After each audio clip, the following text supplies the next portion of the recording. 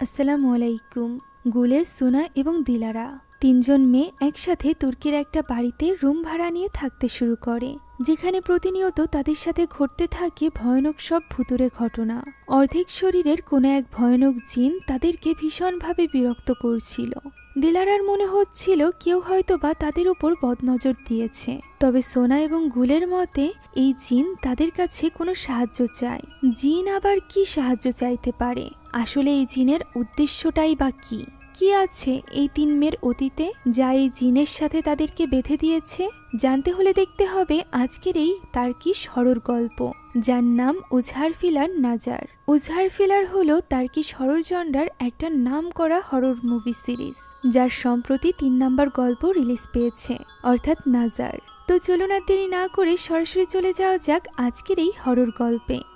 গল্পের শুরুতে আমরা তুর্কির এক ভয়ানক অন্ধকার কালো রাতের দৃশ্য দেখতে পাই, যেখানে একটা ফাঁকা স্থানে গাছের সাথে বেশ কিছু কালো জাদুর জিনিসপত্র ঝোলানো ছিল। সেই সাথে জ্বলছিল একটা বনফায়ার। তখনই সেখানে আমরা একজন মহিলাকে দেখতে পাই, যার নাম ছিল জেলিহা। জেলিহা এখানে কালো জাদু করছিল। সে মূলত একজন কবিরাজ ছিল, যে এর আগেও জিনের সাহায্যে অনেক দম্পতিকে সন্তান লাভে সাহায্য করেছে। আর এখন সে রিচুয়াল করছিল নিজের ছেলের জন্য। সে জানতে পেরেছিল তার ছেলের সন্তান হওয়ার ক্ষমতা নেই, তাই সে এখানে ওই জিনের সাথে ডিল করে, যাতে করে জিন তার ঘরে এক পুত্র সন্তানকে দেয়, যার বদলে সে এখানে একটা ছাগলের বলি দেয় এবং তার একটা বিশেষ অঙ্গ কেটে এনে নিজের পুত্রবধূকে খাইয়ে দেয়। তখনই আবির্ভাব ঘটে ওই জিনের, যাকে দেখে জেলিহার পুত্রবধূ বেশ ভয় পেয়ে যায়। তখন তার পাশে থাকা মহিলাটি তাকে শান্ত করে বলে যে এই জিনের সাহায্যে সে নিজেও একজন পুত্র সন্তান পেয়েছে, তাই সে যেন ভয় না পায়। জিনটি ছিল অর্ধেক শরীরের এবং বেশ ভয়ানক দেখতে। এখন এই ঘটনাটি ঘটেছিল ২০০২ সালে ২৬শে মার্চ। দৃশ্য পরিবর্তিত হয় এবং আমরা ঠিক ১ বছর পরের দৃশ্য দেখতে পাই, অর্থাৎ ২০০৩ সালে ২৬শে মার্চ। জেলিহার পুত্রবধূ প্রেগনেন্ট হয়ে গিয়েছিল। সময় এসে গিয়েছিল তার ডেলিভারির, তাই তাকে নিয়ে আসা হয় ওই স্থানে। একদিকে জেলিহা রিচুয়াল করছিল, অন্যদিকে জেলিহার পুত্রবধূর বান্ধবী, অর্থাৎ রিচুয়াল করার সময় যে মেয়েটি জেলিহার পুত্রবধূকে সান্ত্বনা দিচ্ছিল, অর্থাৎ নাজমা, সে দেখতে পায় যে কোনো পুত্র সন্তান নয়, বরং জেলিহার তো নাতনি হয়েছে। যেটা শোনার সাথে সাথে জেলিহা বেশ চিন্তায় পড়ে যায়, তাই সে রিচুয়াল করে ওই জিনকে আবারও ডাকে। তবে তার আগে সে প্রথমে মেয়েটির নাম রাখে। জেলিহা তার নাম দিয়েছিল নাজার। এরপর সে কালো জাদুর কিছু জিনিসপত্র নিয়ে তার কাপড়ের সাথে পিন করে দেয়। তখনই হঠাৎ করে আশেপাশের পরিবেশ অদ্ভুত হতে শুরু করে। সেখানে আবির্ভাব ঘটে ওই জিনের কাছ থেকে জেলিহা জানতে পারে যেহেতু তারা পুত্র সন্তান চেয়েছিল, তাই এই কন্যা সন্তানকে জিন নিয়ে যেতে চায়। ৯ বছর বয়সে মেয়েটি প্রথমবারের মতো বয়ঃসন্ধিকালে পা দিবে, আর তখনই যেন তার বাবা মা নাজারকে জিনের হাতে তুলে দেয়, যা শুনে তার মা চিৎকার করে বলে যে সে কখনোই নিজের সন্তানকে জিনের হাতে তুলে দিবে না। এখান থেকে দৃশ্য পরিবর্তিত হয় এবং এই ঘটনার ১৭ বছর পর, অর্থাৎ ২০২০ সালের দৃশ্য আমরা দেখতে পাই, যেখানে নাজার এখন বড় হয়ে গিয়েছিল। সে এখন তার দাদির সাথে একা এক বাড়িতে থাকত। অবাক করা বিষয় হলো ৯ বছর বয়সে যে মেয়েকে দিয়ে দেওয়ার কথা ছিল, সেই মেয়ে এখনো কিভাবে বেঁচে আছে, এটা তো আমরা পরবর্তীতে জানতে পারবো। আপাতত নাজার এখানে তার দাদিকে রাজি করাতে থাকে, যাতে করে সে কয়েক ঘন্টার জন্য তার বেস্ট ফ্রেন্ডের বাড়ি থেকে ঘুরে আসতে পারে। তার দাদি এত রাতে নাজারকে বাইরে যেতে দিতে একদমই প্রস্তুত ছিল না, তবে নাজারের বারবার অনুরোধ করায় জেলিহা রাজি হয়ে যায় এবং খাওয়া দাওয়া শেষ করে নাজার রেডি হয়ে বেরিয়ে পড়ে তার বেস্ট ফ্রেন্ডের বাড়িতে যাওয়ার জন্য। কিন্তু অবাক করা বিষয় হলো সে তার বেস্ট ফ্রেন্ডের বাড়িতে যায় না, বরং একটা ফাঁকা পরিত্যক্ত বিল্ডিং এর ভেতরে যায়, যেখানে আগে থেকেই একজন ছেলে তার জন্য অপেক্ষা করছিল, অর্থাৎ নাজার তার দাদিকে মিথ্যা বলে এখানে এসেছিল। এখন নাজার চলে যায় ছেলেটির কাছে। এরপর কি হয় তা আমরা দেখতে পাই না, তবে পরবর্তী দৃশ্যেই দেখা যায় নাজারকে হসপিটালে নিয়ে আসা হয়েছে, যেখানে তার সিচুয়েশন খুবই ক্রিটিক্যাল। অন্যদিকে এই ব্যাপারে কিছু না জানা জেলিহা এক ভয়ানক স্বপ্ন দেখে, যেখানে নাজারের পুরো শরীরে কাদামাটি লেগেছিল এবং জেলিহা তার উপর রক্ত পানি দিয়ে কিছু একটা রিচুয়াল করছিল। আচমকাই নাজার জেলিহাকে বলে তাকে সাহায্য করতে। অমনি জেলিহার ঘুম ভেঙে যায়। দৃশ্য চলে আসে বর্তমান সময়ে, যেটা ছিল 2023 সাল। আমরা দেখতে পাই জেলিহা এখন একাই বাড়িতে থাকতো। সে তার বাড়িতে মেয়েদেরকে ভাড়া দিত, যেখানে দুজন ভাড়াটিয়া ছিল, যাদের খাবার ব্যবস্থা এবং যাবতীয় সবকিছু জেলিহাই প্রোভাইড করত। মেয়ে দুজনের নাম ছিল গুলে এবং দিলারা। গুলে একটি রেস্টুরেন্টে কাজ করত, তবে দিলারার মতে এসব কাজবাজ তার জন্য নয়। যা শুনে গুলে তাকে সাবধান করে বলে যে তার নিজের বয়ফ্রেন্ডের উপর এত ভরসা করা উচিত না, তার নিজের ক্যারিয়ারের ব্যাপারে ভাবা উচিত। যার উত্তরে দিলারা বলে যে আজ তার বয়ফ্রেন্ড তার সাথে বিশেষ কিছু বলবে বলে ডেকেছে। হতে পারে তার বয়ফ্রেন্ড তাকে প্রপোজ করবে, আর একবার বিয়ে হয়ে গেলে এমনিতেই তাকে কিছুই করতে হবে না। যা শুনে গুলে তার সাথে মজা করে বলে এর মানে এবার দিলারা এখান থেকে চলে যাবে এবং তারা দিলারার থেকে মুক্তি পাবে। যে কথাটা জেলিহার অতটা ভালো লাগে না। এখন ওই দিনই ওই বাড়িতে টুলেটের বোর্ড ঝোলানো দেখে সোনা নামের একজন মেয়ে আসে এবং জেলিহাকে জিজ্ঞাসা করে যে এই বাড়িতে আরও একজন মেয়েকে ভাড়া দেওয়া হবে কিনা। জেলিহা হ্যাঁ বললে সোনা তাকে নিজের স্টোরি খুলে বলে। সোনা জানায় যে সে নার্সিং পড়ার জন্য এই শহরে এসেছে 6 মাস আগে, তবে তার বাবা তাকে পড়াশোনা করাতে চায় না। তার মাই তাকে লুকিয়ে টাকা পাঠাতো, তবে গত মাস থেকে কোনো কারণেই সে টাকা পাঠাতে পারছে না, যে কারণে তাকে ডোম থেকে বের করে দেওয়া হয়েছে, অর্থাৎ গার্লস হোস্টেল থেকে। সে জানে এমন অবস্থায় সে যদি এরকম একটা ভালো বাড়িতে থাকতে আসে তাহলে তাকে অবশ্যই একটা পার্ট টাইম জব করতে হবে, তা না হলে সে খরচ চালাতে পারবে না। এটা জানার পরও এই বাড়িটি যেন তাকে টেনে এনেছে। সে এক অদ্ভুত আকর্ষণ এই বাড়ির প্রতি অনুভব করছে। এসব বলে সে ভাবে যে জেলিহা হয়তোবা তার উপর রেগে গিয়েছে, তাই সে চলে যেতে চাইছিল। তখন জেলিহা বলে যে আপাতত সোনা এই বাড়িটিকে নিজের বাড়িই মনে করতে পারে, ভাড়া দিতে দেরি হলেও তার সমস্যা নেই। এছাড়া জেলিহা তাকে নিজেই সাহায্য করবে একটা পার্ট টাইম জব খুঁজে পেতে। যা শুনে সোনা অনেক খুশি হয়ে যায়। জেলিহা তাকে নিয়ে যায় তার ঘর দেখিয়ে দিতে, আর এরপর বলে সোনা যেন রেডি হয়ে নেয়। আজই জেলিহা তাকে নিয়ে বের হবে তাকে একটা জব খুঁজে দিতে। একথা বলে সে সেখান থেকে চলে যায় এবং সোনা পুরো ঘরটা ঘুরে দেখতে থাকে, যেখানে সে অদ্ভুত এক পেন্টিং লক্ষ্য করে। দেখে মনে হচ্ছিল ছবিটি যেন নষ্ট হয়ে গিয়েছে। এখন এদিকে স্কুল শেষে গুলে গিয়ে পৌঁছায় তার রেস্টুরেন্টে, অর্থাৎ যেখানে সে কাজ করে। পড়াশোনার জন্য ইনকাম করতে হতো, যে কারণে গুলের জীবনও অনেক কঠিন ছিল। তখনই সেখানে সোনাকে নিয়ে আসে জেলিহা। জেলিহা এই রেস্টুরেন্টের মালিক অর্থাৎ সেরকানকে ডাক দেয় এবং তার সাথে পরিচয় করে দেয় সোনার। সে জানতো সেরকানের রেস্টুরেন্টে ওয়েট্রেসের প্রয়োজন, তাই সে এখানে সোনাকে কাজে রাখতে বলে। সেরকানও এতে রাজি হয়ে যায়। তবে আমরা বুঝতে পারি যে এই জিনিসটা গুলের একদমই পছন্দ হয় না। তাই তো জেলিহা যখন আহমাদের সাথে কথা বলতে বাইরে যায় তখন গুলে সোনাকে জানায় যে গত 1 মাস ধরে যেই ওই রুমটা ভাড়া নিতে আসুক না কেন কাউকেই পছন্দ হচ্ছিল না জেলিহার। তাহলে সোনা কিভাবে তাকে রাজি করিয়ে ফেলল? সোনা এই ব্যাপারে কোনো কিছু বলতে পারে না। তাই তো সেরকান তাকে নিয়ে যায় কাজ দেখাতে, যে ব্যাপারটা নিয়ে গুলের চোখে মুখে হিংসা স্পষ্টভাবে দেখা যাচ্ছিল। এর মানে গুলে সেরকানকে পছন্দ করত। এদিকে সোনাকে রেস্টুরেন্টে রেখে জেলিহা বাড়িতে চলে আসে এবং বাড়িতে এসে সে প্রথমে রেজিস্ট্রেশনের খাতায় সোনার নাম অ্যাড করে, আর এরপর জানালায় ঝুলিয়ে রাখা টুলেটের ওই বোর্ডটি সরিয়ে ফেলে। এদিকে ওই দিন থেকে গুলের সাথে বেশ অদ্ভুত কিছু ঘটতে শুরু করে। সে যখন রেস্টুরেন্টের রান্নাঘরে কাজ করছিল তখন তার কাছে আসে সেরকান, যে কিনা তাকে একটা চকলেট দেয়। চকলেট পেয়ে গুলে খুশি হয়ে সেটা খেতে গেলে তার মুখে লেগে যায়, যেটা মুছতে এগিয়ে যায় সেরকান। সাথে সাথে সে পরিণত হয় ভয়ানক কোনো প্রেতাত্মায়, যে কিনা সজোরে থাপ্পড় মারে গুলেকে এবং বলে সেরকানের থেকে দূরে থাকতে। এই ঘটনায় গুলে ভীষণ ভয় পেয়ে গিয়েছিল। তখনই সেখানে চলে আসে সেরকান। সে কোনো মতে গুলেকে শান্ত করে, তবে গুলে এখানে সেরকানকে কিছুই জানায় না। সে দেখতে পায় সেরকানের হাতে ওই একই চকলেট রয়েছে। সে একটু অবাক হয়। আর এই পুরো ঘটনা বাইরে থেকে আহমাদ দেখছিল। দৃশ্য চলে যায় দিলারার কাছে, যে কিনা তার বয়ফ্রেন্ডের সাথে দেখা করতে গিয়েছিল। এখানে তার বয়ফ্রেন্ড জেনে গিয়েছিল যে দিলারা খুব গরিব ঘরের একটা মেয়ে, যে ব্যাপারটা দিলারা এতদিন ধরে তার কাছে লুকিয়েছিল। এর উপর আবার সে খোঁজ নিয়ে জানতে পেরেছে যে দিলারা হাই স্কুল থেকেই গোল্ড ডিগারে পরিণত হয়েছিল, যে ব্যাপারটা তার শহরের সকলেই জানে। আর এই কারণেই দিলারার বয়ফ্রেন্ড এখানে তার সাথে ব্রেকআপ করে সেখান থেকে চলে যায়। ফলে দিলারা অনেকটা আপসেট হয়ে পড়ে এবং তার শ্বাসকষ্ট শুরু হয়ে যায়। মূলত দিলারার ফুসফুসে কোনো একটা প্রবলেম ছিল। এখন ওই দিন রাতের দৃশ্য আমরা দেখতে পাই, যেখানে সোনা নামাজ শেষ করে যখন জায়নামাজ ড্রয়ারের ভেতরে রাখতে যায়, তখন আচমকাই ড্রয়ারের ভেতর থেকে এক ভয়ানক হাত তার হাত ধরে বসে। সে কোনো মতে হাতটা ছাড়ায়। তখনই তার রুমে থাকা ওই পেন্টিংটি পরিণত হয় নাজারের ফটোতে, যার উপরের কাজ ভেঙে গিয়েছিল, যেটা দেখতে গিয়ে সোনার হাত কেটে যায়। ফলে অনেকটা রক্ত লেগে যায় ওই ছবির উপর। সোনা সেটা মোছার চেষ্টা করলে দেখা যায় ছবিটি ফ্যাকাশে হয়ে আসছে। তখনই সোনা দেখতে পায় তার সামনে বসে আছে নাজারের আত্মা।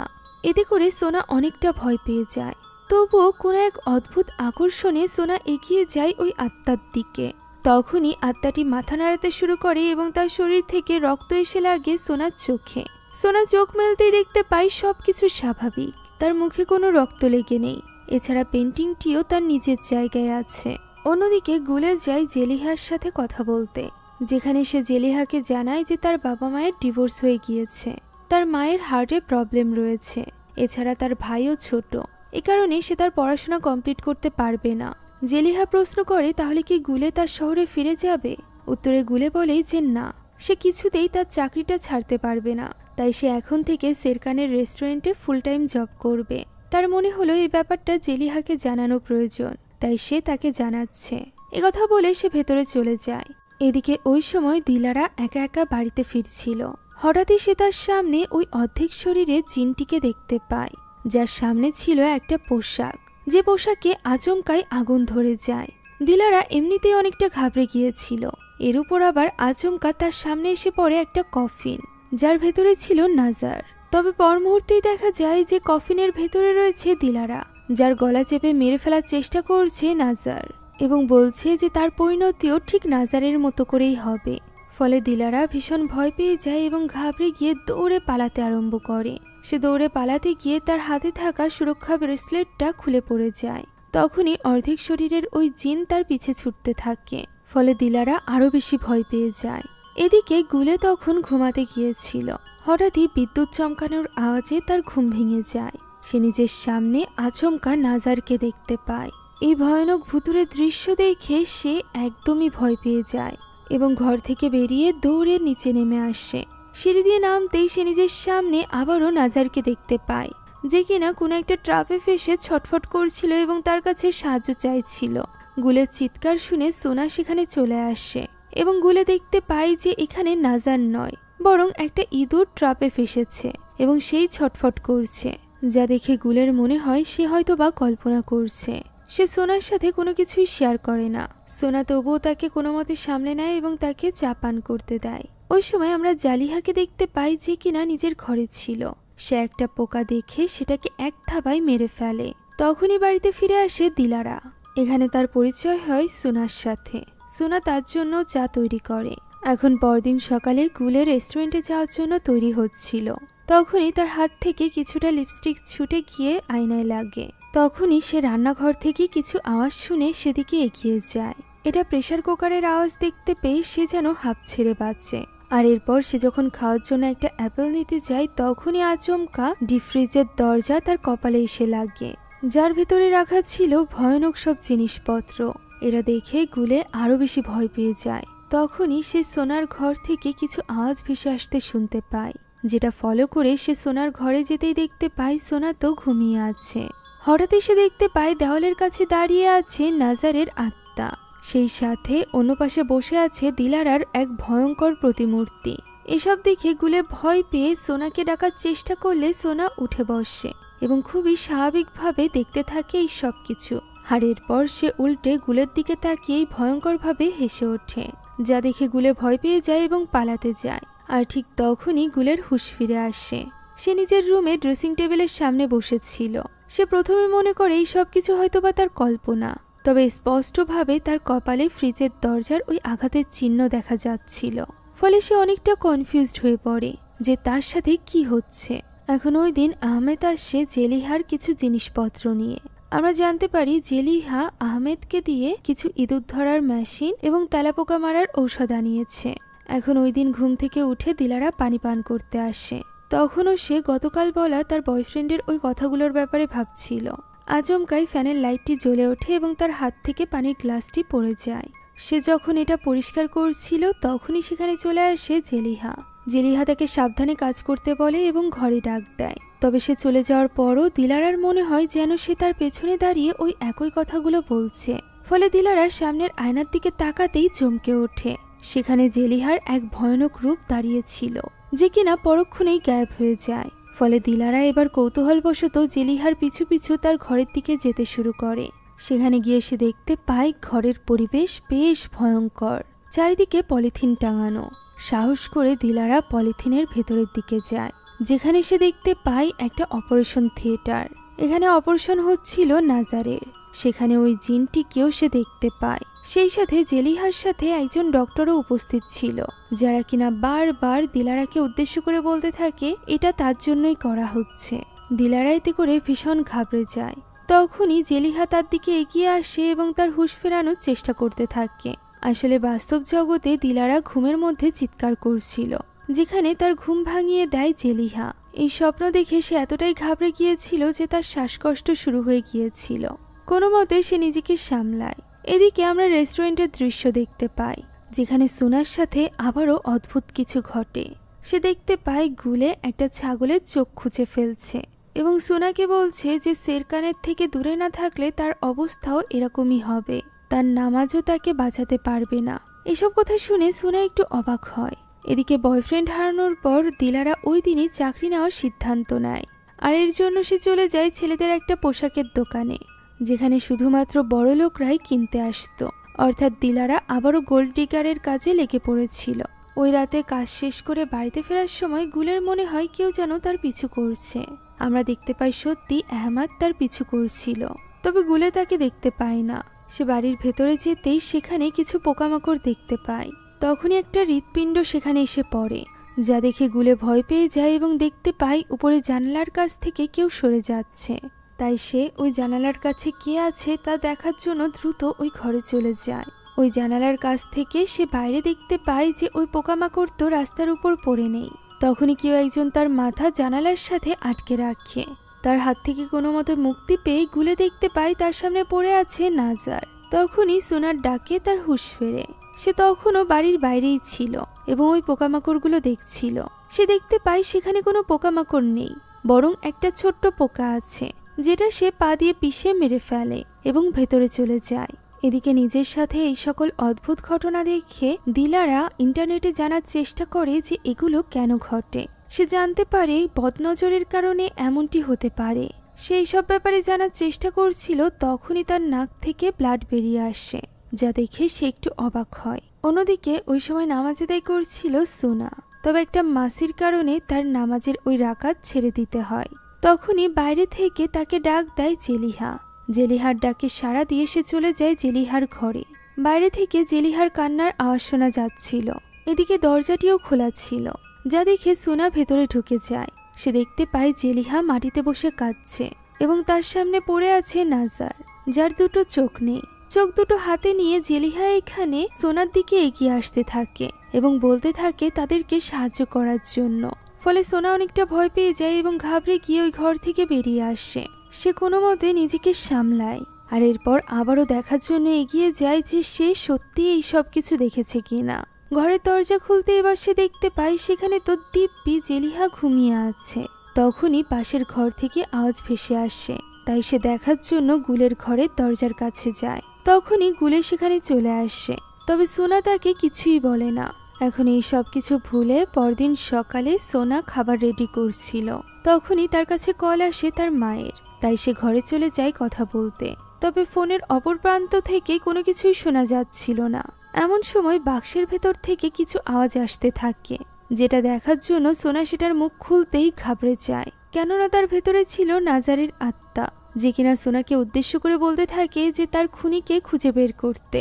আমরা দেখতে পাই সোনার আশেপাশে নাজারের আত্মা এই একই কথাই বারবার বলছিল, আর এটা দেখেই ঘাবড়ে গিয়ে সোনার ঘুম ভেঙে যায়। অর্থাৎ এই সব কিছু স্বপ্ন ছিল এবং স্বপ্নের মাধ্যমেই হয়তো বা নাজারের আত্মা সোনার সাথে যোগাযোগের চেষ্টা করছিল, যাতে করে সে তার হত্যাকারীকে খুঁজে বের করে। সে ওই বাক্সের কাছে যায় এবং বাক্সের ভেতরে বদনজরের ব্রেসলেট সেই সাথে নিউজ পেপারের একটা কাটা অংশ দেখতে পায়, যেটাতে নাজারের হত্যার ব্যাপারে লেখা ছিল। তাই তো ওই কাগজের টুকরোটুকু নিয়ে সে চলে যায় জেলিহার কাছে এবং তাকে সরাসরি গিয়ে জিজ্ঞাসা করে যে এই মেয়েটি কে, যে কিনা তার প্রতিনিয়ত স্বপ্নে আসছে এবং তার কাছে সাহায্য চাইছে। কথা শুনে জেলিহা কান্নায় ভেঙে পড়ে। ফলে তার কাছ থেকে কোনো কিছু জানতে পারে না সোনা। সে কোনো মতে তাকে শান্ত করে চলে আসে রেস্টুরেন্টে এবং সেখানে এসে সে সেরকানের কাছে এই ব্যাপারে জানতে চায়। সেখানে গুলেও ছিল।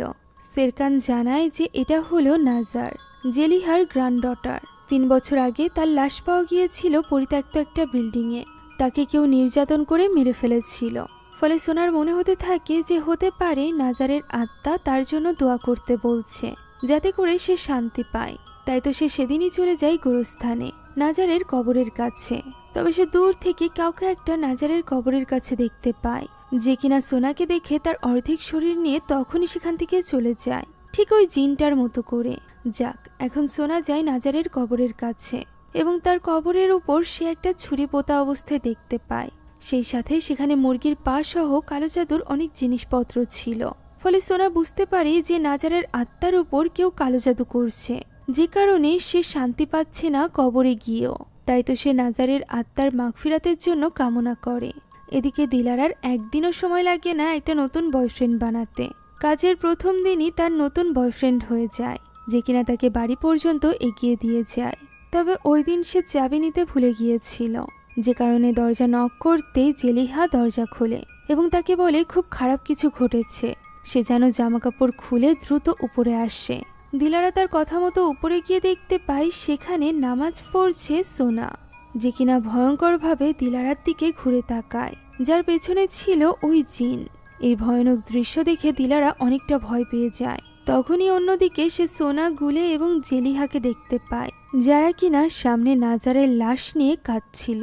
তারা এগিয়ে আসে দিলারার কাছে এবং তাকে উপরে ঝুলতে থাকা নাজারের লাশ দেখিয়ে বলে যে তার জন্যই এই সব কিছু।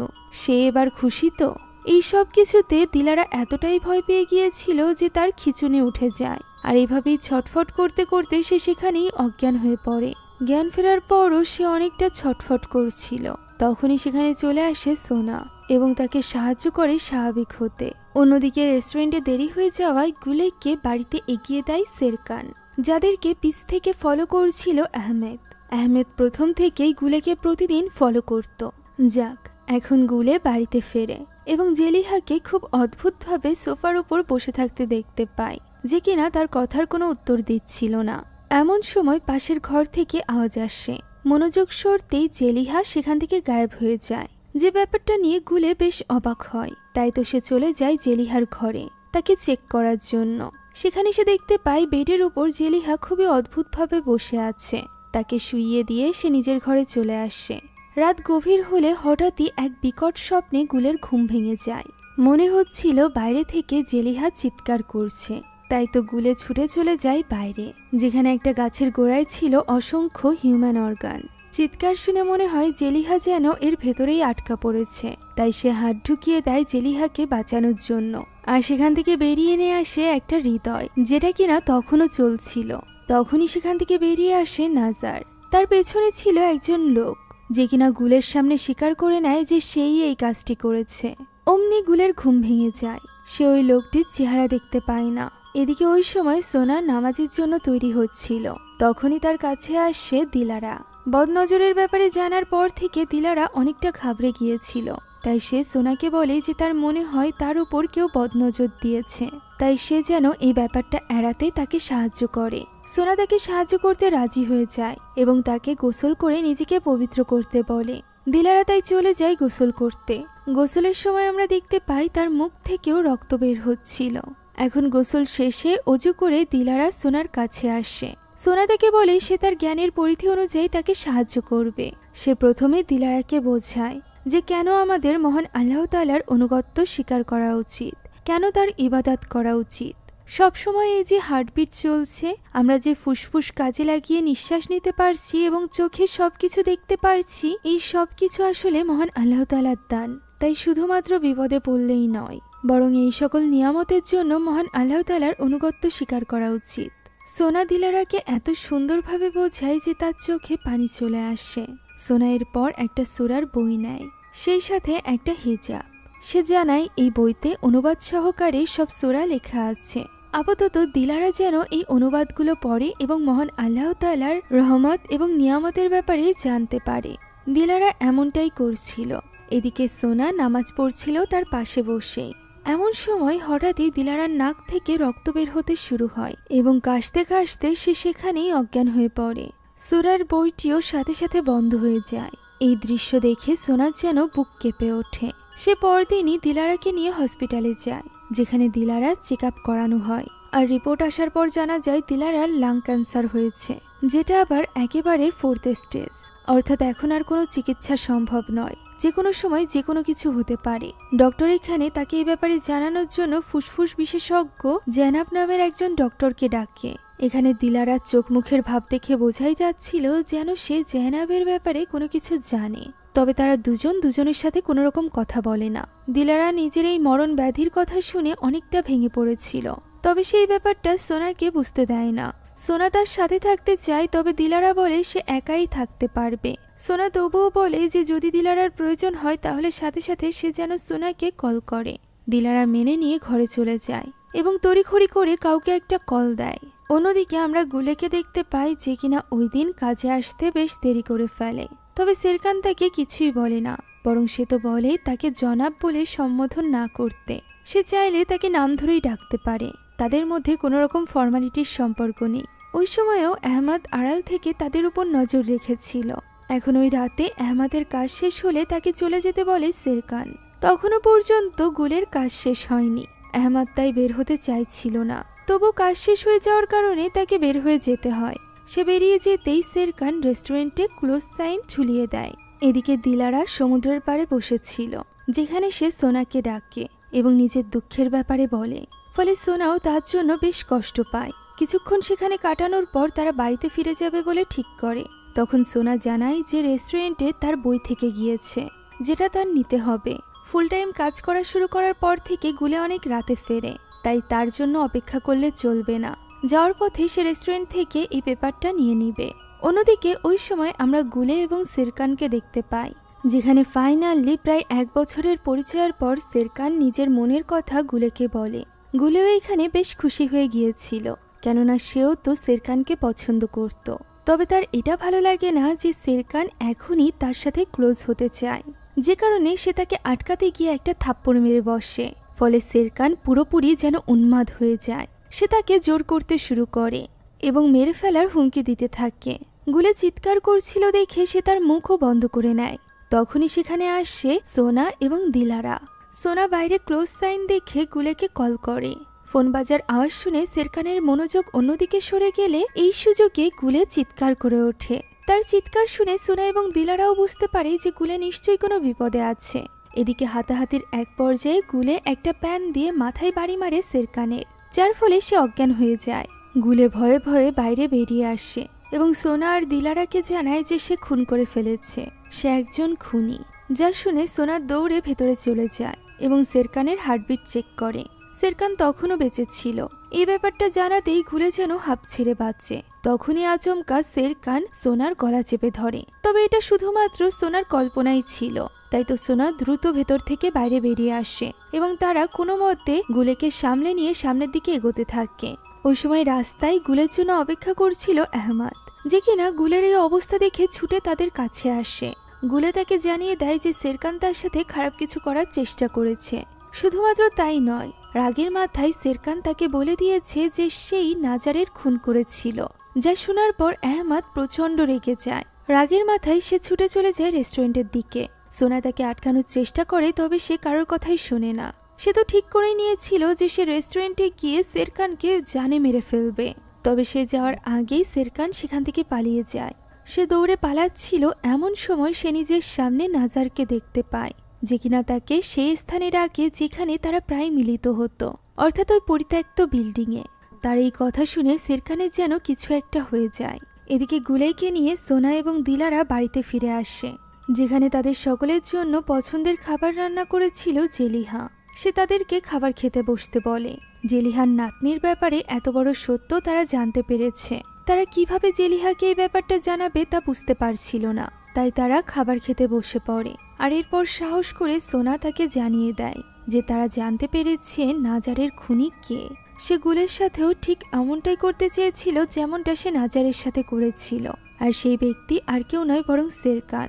যা শুনে জেলিহা অনেকটা ইমোশনাল হয়ে পড়ে। সাথে সাথে তাদের খাবার টেবিলের উপরে লাইটটি জ্বলে ওঠে।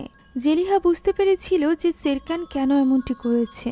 সে ওই রাতের ঘটনা তাদেরকে খুলে বলতে শুরু করে যে ওই দিন মিথ্যা বলে নাজার সেরকানের সাথে দেখা করতে গিয়েছিল।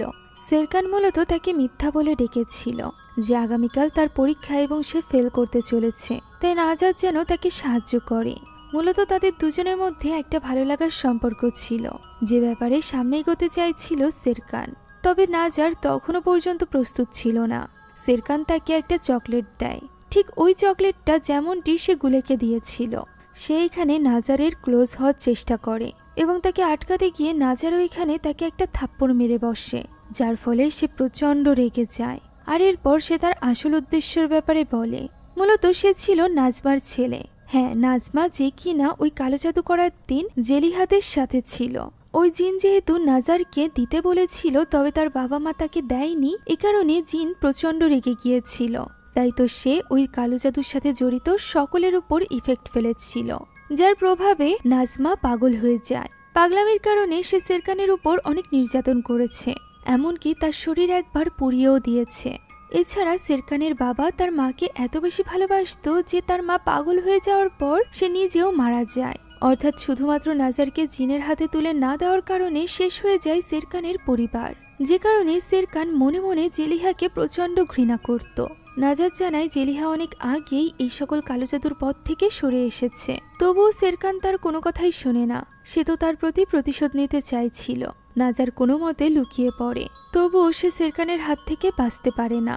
সেরকান তাকে ওই নোংরা ইঁদুর মরা জায়গায় ফেলে অনেক নোংরা কাজ করে তার সাথে, এবং ওই অবস্থায় তাকে সেখানেই ফেলে রেখে চলে যায়। কিছুক্ষণ পর ওই স্থানে আসে আহমেদ এবং নাজারের এই অবস্থা দেখে তাকে দ্রুত হসপিটালে নিয়ে আসে। জেলিহা ওই দিনই আহমাদকে প্রথমবারের মতো দেখেছিল। প্রথমে সে মনে করে আহমাদই হয়তোবা নাজারের এই অবস্থা করেছে, তবে আহমাদ তাকে নিশ্চিত করে যে সে এটা করেনি, বরং আসল কালপ্রিট অন্য কেউ, যে কিনা এত বড় নিকৃষ্ট কাজ করে এখন গা ঢাকা দিয়ে আছে। ডক্টরও এই ব্যাপারে নিশ্চিত করে যে এই কাজটি আহমাদ করেনি।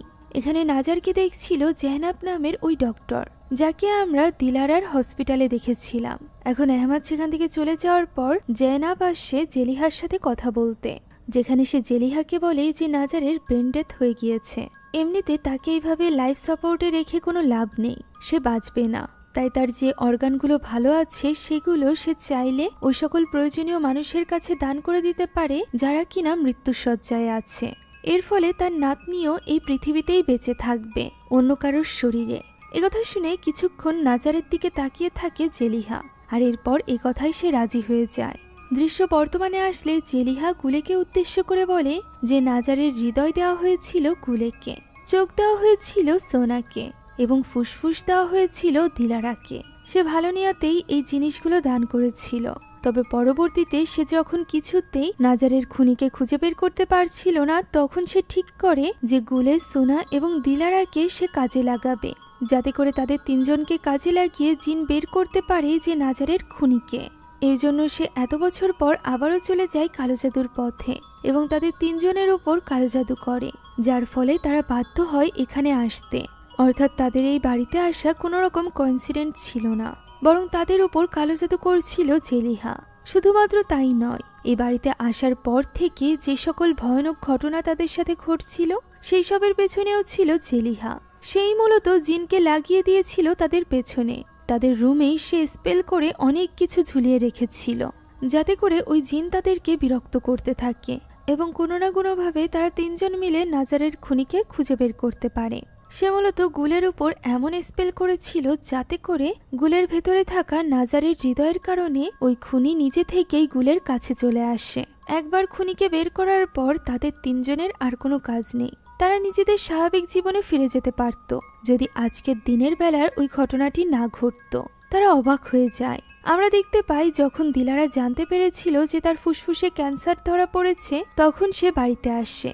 সোনা চলে যাওয়ার পর সে আশেপাশে দেখে যে বাড়িতে আর কেউ আছে কিনা, আর এরপর ঘরের ভেতরে গিয়ে সে ইমোশনাল হয়ে কল করে জেহনাবকে, অর্থাৎ ওই ডক্টরকে। তখনই বাড়িতে ফিরে এসেছিল জেলিহা, যে কারণে সে তাদের মধ্যে হওয়া সকল কথা শুনে ফেলে। মূলত ওই ঘটনার পর নাজার মরেছিল না, সে তখনও জীবিত ছিল। তার কোনো ব্রেন ডেথ হয়নি, বরং জেহনাবি তাকে মিথ্যা বলেছিল যাতে করে সে নাজারের ফুসফুস দিতে পারে দিলারাকে। দিলারার অবস্থা বেশ ক্রিটিক্যাল ছিল। জেহনাব এই কাজ কোনো টাকার লোভে করছিল না, বরং দিলারার তৎকালীন বয়ফ্রেন্ড ছিল জেহনাবের ভাই। তাই তো সে দিলারার সাথে ডিল করেছিল যে সে যদি তাকে দ্রুত কোনো ফুসফুসের ব্যবস্থা করতে পারে এবং সেই ট্রান্সপ্লান্টের সকল খরচ সে দেয়, তাহলে দিলারা তার ভাইয়ের পিছু ছেড়ে দিবে। দিলারা এই ব্যাপারে রাজি হয়ে যায়। সে এটাও জানত যে নাজার তখনও বেঁচে আছে, অর্থাৎ জেহনাব একজন জীবিত মেয়েকে মৃত ঘোষণা করতে চলেছে শুধুমাত্র তার স্বার্থে। দিলারা এই ব্যাপারটা জানার পরও রাজি হয়ে যায়। তাই তো বর্তমানে সে জেহনাবের ওপর চিৎকার চেঁচামেচি করতে থাকে, কেননা সে তাকে একটা ইনফেক্টেড ফুসফুস দিয়েছিল, যার ফলে এখন তার ক্যান্সার হয়ে গিয়েছে, সে আর বাঁচবে না। তার মনে হচ্ছিল জেহনাব এটা ইচ্ছা করে করেছে প্রতিশোধ নেওয়ার জন্য। তার এই সকল কথাবার্তা বাইরে থেকে শুনে ফেলে জেলিহা, ফলে এই মেয়েগুলোর প্রতি তার যতটুকু মায়া কাজ করত তা দূর হয়ে যায়, কেননা তার নাতিকে বাঁচানোর সুযোগ তার কাছে ছিল, যেটা দিলারা এবং জেহনাব তার কাছ থেকে ছিনিয়ে নিয়েছে। অর্থাৎ তারা দুজন সেরকানের থেকে কোনো অংশে কম না। তাই তো এটা জানার সাথে সাথে জেলিহা জেনাবের উপর কালো জাদু করে, ফলে জেনাব অসুস্থ হয়ে পড়ে। তার সাথে ওই সকল কিছু ঘটতে চলেছিল যেটা সে নাজারের সাথে করেছিল, অর্থাৎ ডক্টররা ভাবে সে ব্রেন ডেথ, অথচ তার পুরোপুরি জ্ঞান ছিল। তার ভাই এখানে ডক্টরকে পারমিশন দিয়ে দেয় তার সকল অর্গানগুলো ডোনেট করে দেওয়ার জন্য, যেটা শুনে সে চিৎকার করে বলতে থাকে যে সে বেঁচে আছে। তবে এই চিৎকার পৌঁছায় না কারোর কানে। তখনই দুটো জিন তার সামনে চলে আসে নাজার এবং জেলিহার রূপ নিয়ে। তারা তাকে বলে এবার সে তার কর্মফল পাবে। দৃশ্য চলে আসে বর্তমানে। গুলেস, সোনা এবং দিলারা এই সকল ব্যাপার জানার পরও কোনোভাবে নড়াচড়া করতে পারছিল না। তাদের চোখ থেকে পানি তো পড়ছিল, তবে তারা চিৎকার করে কাঁদতে পারছিল না। জেলিহা জানায় যে সে তাদের উপর কালো জাদু করেছে এবং তাদের খাবারের সাথে বিশেষ প্রকারের ভেষজ ঔষধ মিশিয়ে দিয়েছে, যাতে করে তারা পুরোপুরিভাবে প্যারালাইজড হয়ে যায়। জেলিহা এখানে তাদেরকে খুলে বলে যে নাজারের জন্ম কিভাবে হয়েছিল। 9 বছর বয়সে তাকে দিয়ে দেওয়ার কথা ছিল জিনদের হাতে, তবে বারবার বোঝানোর পরও তার বাবা মা এই ব্যাপারে রাজি হয়নি। তারা ভেবেছিল এখান থেকে দূরে কোথাও চলে গেলে হয়তো বা জিনরা তাদের পিছু ছেড়ে দিবে, তবে এমনটি হয় না। যেদিন নাজারকে নিয়ে তার বাবা মা বেরিয়ে যায় সেদিনই গাড়ির দুর্ঘটনায় তারা মারা যায়। ওই দিন নাজার তাকে কানে কানে বলেছিল যে জিনরা সেখানে এসেছিল এবং তারা মূলত নাজারের বাবা মাকে নাজারের বদলে নিয়ে গিয়েছে, যেটা জানার পর জেলিহার প্রচণ্ড আফসোস হতে থাকে তার একমাত্র ছেলে এবং পুত্রবধূর মৃত্যুর জন্য। সে ওই কালো জাদুর পথ থেকে সরে আসে এবং মহান আল্লাহ তাআলার কাছে একটাই জিনিস চায়, আর সেটা হলো নাজাত যেন তার কাছে সারা জীবন থাকে, সে যেন সুন্দরভাবে তাকে বড় করতে পারে। নাজারের পিছু যেন ওই জিনরা ছেড়ে দেয়, আর এমনটিই হয়েছিল। জিনরা নাজারের পিছু ছেড়ে দিয়েছিল। তবে এত কষ্টের পরও নাজারকে বাঁচাতে পারেনি তার দাদি জেলিহা। মাত্র 17 বছর বয়সেই সে মারা যায়। এখন তার হত্যাকারীদের শাস্তি দেওয়ার জন্য সে যে কোনো কিছু করতে প্রস্তুত। একথা বলতে না বলতেই দিলারার কাশি হতে শুরু করে। কাশির সাথে তার মুখ থেকে রক্ত বেরিয়ে আসে। কিছুক্ষণ পর আমরা দেখতে পাই তাদেরকে বেঁধে রাখা হয়েছে কফিনের ভেতর। প্রতিশোধের রিচুয়াল শুরু করে দিয়েছিল জেলিহা। জেলিহা এখানে নিজের জীবনের বদলে ওই জিনের সাথে ডিল করে, যাতে করে জিন ওই সকল অপরাধীকে খুন করে ফেলে যারা কিনা নাজারের মৃত্যুর জন্য দায়ী, যার প্রথম শিকার হয় সেরকান। সেরকান তখন ওই জিনের বশে চলে এসেছিল ওই পরিত্যক্ত বিল্ডিংয়ে। যখনই তার হুঁশ ফেরে তখনই নাজারকে নিজের সামনে দেখে সে ভয়ে পালাতে শুরু করে। পালাতে পালাতে সে একটা বাথটাবের ভেতরে নিজেকে আবিষ্কার করে। তখনই সেখানে চলে আসে জিন তার মায়ের রূপ নিয়ে, যে কিনা ফুটন্ত গরম পানি তার মাথার উপর ঢেলে তাকে সেখানেই জ্বালিয়ে মেরে ফেলে। এরপর জেলিহা দ্বিতীয় অপরাধীর জন্য কালো জাদু করে, অর্থাৎ জেনাবের জন্য। জেনাব তখনও বেঁচে ছিল। তার সামনেই তার অর্গানগুলো তার শরীর থেকে বের করে নিয়ে আসা হয়। সে চিৎকার করছিল, তবে ডক্টররা এমন কিছু দেখতে বা শুনতে পারছিল না। সে নিজের সামনে ওই 2 জিনকেও দেখতে পায়, যারা কিনা খুব ভয়ঙ্করভাবে তার ভেতর থেকে হৃৎপিণ্ড বেরিয়ে নিয়ে আসে, ফলে সেও সেখানে মারা যায়। এরপর পালা ছিল দিলারার। আশেপাশে সবকিছু কাঁপতে আরম্ভ করে এবং জিনটি হাওয়ায় উঠে যায়। দিলারারও এখানে কাশি হতে শুরু করে। কাশির সাথে তার মুখ থেকে বের হচ্ছিল রক্ত। তখনই তার সামনে চলে আসে নাজার। তার দড়ি টাইট হয়ে যায় এবং সেখানেই সে ছটফট করতে করতে মারা যায়। এদিকে যেহেতু সেরকানের ব্যাপারে আহমেদ জেনে গিয়েছিল, তাই এই ব্যাপারে জানানোর জন্য সে জেলিহার বাড়িতে আসে। তখনই সে বাড়ির ভেতর থেকে চিৎকার চেঁচামেচির আওয়াজ শুনে অনেকটা চিন্তিত হয়ে পড়ে এবং দ্রুত বাড়ির ভেতরে ঢোকার চেষ্টা করতে থাকে। এদিকে দিলারাকে মারার পর গুলে এবং সোনাকে মারার জন্য জেলিহা স্পেল পড়তে থাকে। তবে এবার জিন জেলিহারই গলা চেপে ধরে, কেননা সে ডিল করেছিল যে যারা নাজারের মৃত্যুর জন্য দায়ী তাদেরকেই হত্যা করতে। গুলে এবং সোনা দুজনেই নিরপরাধ ছিল, তারা কোনোভাবে নাজারের মৃত্যুর জন্য দায়ী নয়, তাই জিন তাদেরকে মারে না, বরং ডিল অনুযায়ী সে জেলিহাকেই হত্যা করে। জেলিহা মারা যাওয়ার পর গুলে এবং সোনা ভীষণভাবে ভয় পেয়ে যায়। তারা কি করবে তা বুঝে উঠতে পারছিল না।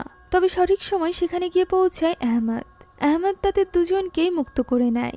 পরদিন তারা তিনজন যায় নাজারের কবরে তার রূর মাগফিরাত কামনা করতে। সেখানে তারা একজন ইমামের মাধ্যমে নাজারের আত্মার শান্তির জন্য দোয়া কালাম পড়িয়ে দেয়। আর এরই সাথে শেষ হয়ে যায় আজকের এই গল্পটি। আশা করছি অনেকদিন পর এক্সপ্লেইন করা তার কি সেই গল্পটি আপনাদের কাছে ভালো লেগেছে। উজহার ফিলারের আগের 2 পার্ট এর আগে আমি আমার চ্যানেলে এক্সপ্লেইন করেছিলাম, যদিও সেগুলো অনেক আগের ছিল বলে পরবর্তীতে প্রাইভেট করে দেওয়া হয়েছে। তাই যারা অনেক আগে থেকেই আমার চ্যানেলটা ফলো করেন তারা নিশ্চয়ই জেনে থাকবেন যে আমি তার্কিশ হরর মুভি কতটা পছন্দ করি। আমি প্রথমে শুধুমাত্র তার্কিশ হরর মুভিগুলোই এক্সপ্লেন করতাম। মূলত ইসলামিক হরর মুভিগুলোই আমার কাছে ভালো লাগে। কমেন্টে অবশ্যই জানাবেন যে আপনারা কে কত বছর ধরে আমাদের চ্যানেলটিকে ফলো করেন। আর যারা এখনো পর্যন্ত চ্যানেলটিকে সাবস্ক্রাইব করেননি তারা অবশ্যই সাবস্ক্রাইব করে যাবেন। Thank you so much for watching this video. আল্লাহ হাফেজ।